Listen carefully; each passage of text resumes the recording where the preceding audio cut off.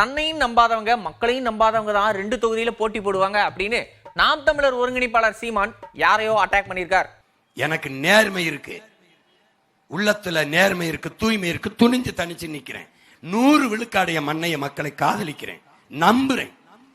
தன்னையும் நம்பாம மக்களையும் நம்பாதவன் தான் 2 தொகுதியில் போய் போட்டிடுவான்.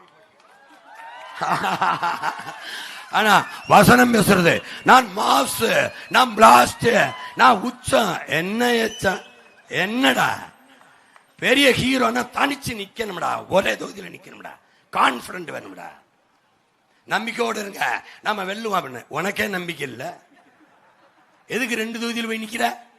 டேய் 2 முறை நின்று தோத்துருக்கேன்டா நானு, ஆனாலும் 3வது முறை என் காரைக்குடியில போய் தனிச்சு நிக்கிறேன் ஒரு இடத்துல. என் பிள்ளையெல்லாம் கூப்பிட்டான், திருவொற்றியூர்ல நிப்போ 2 போடுவோம் அப்படின்னு. என் கோட்பாட்டுக்கு எதிர். ஒருத்தன் ஒரு பதவியில் இருக்கும்போது இன்னொரு பதவி போட்டி போடுவது ஜனநாயக துரோகம், மக்கள் விரோதம். ஒருத்தன் ஒரே நேரத்தில் 2 தொகுதியில போட்டி போடுறது மக்கள் விரோதம். இது எங்க கொள்கை நிலைப்பாடு. நாங்க தோற்றோம், வரலாற்றில் எங்க அளவுக்கு வேணும் தோற்க முடியாத அளவுக்கு தோற்றம். யாருக்கிட்ட?